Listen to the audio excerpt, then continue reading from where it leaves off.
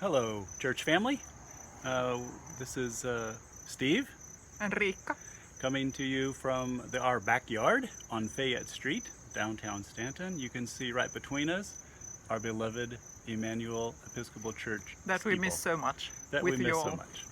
We miss you, but here we are with this week's version of Wednesday Words. So here's the background story. Yesterday morning, we agreed to preach on Sunday morning for our service because of a change in circumstances and cancellations. This very morning, we agreed to bring to you Wednesday Words because of changes in circumstances and cancellations. So we like that challenge, doing things and bringing them together, right? So what we have in mind for this Wednesday and for Sunday is to focus on the gospel text. Matthew chapter 16, verses 13 through 20. You'll recognize the text, but we want to talk a little bit about the context and the point of what we want you to think about and how we'll bring it all together on Sunday. So Matthew 16, verses 13 through 20, is an ongoing dialogue between Jesus and his disciples. And it takes place in a very particular place. Now, Riikka, over the past multiple years, has been in Israel several times, leading study tours up and down the country from one end to the other. So, Riikka, what can you tell us about the location where we are in Matthew chapter 16, verses 13 through 20? Yeah, I just realized I didn't bring my map, but we are in the very northern part of Israel, quite far away from the Lake of Galilee. So the story of Jesus, almost everything happens around the Lake of Galilee and then south toward Jerusalem. Those are like the main areas where Jesus' story happens. And occasionally we leave that regular space, and this is one of the moments when we are far north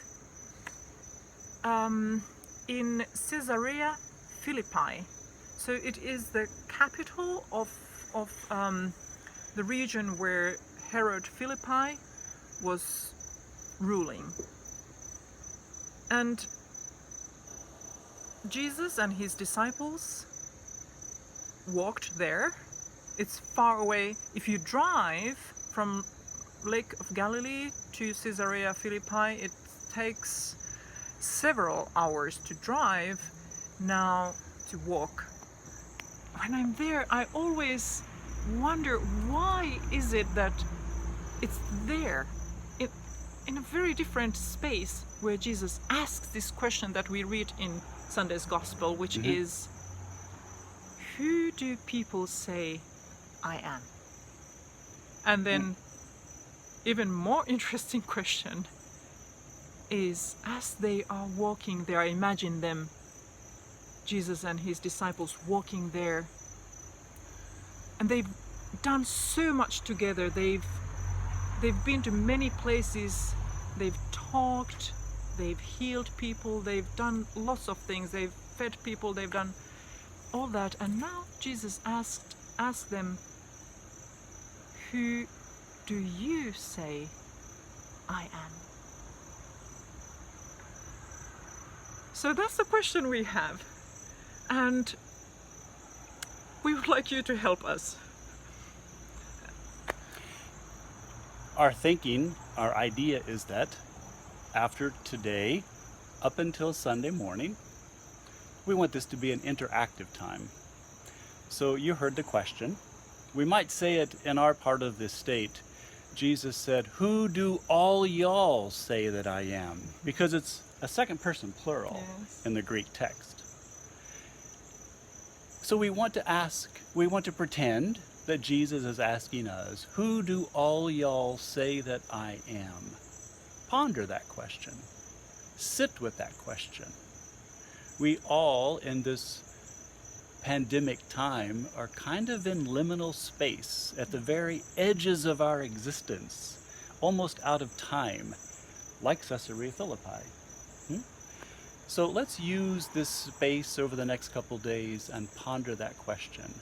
And as you feel comfortable, if you have ideas, questions, suggestions, we want your input. Over the next few days, send us an email. We have a joint account, halme.berneking@gmail.com. It's in the directory. And just say, hey, here's what I think about that. It's a very personal question, right? Yes. And would you say, Riikka, there is a correct answer to the question? I don't think so. I think it comes somehow from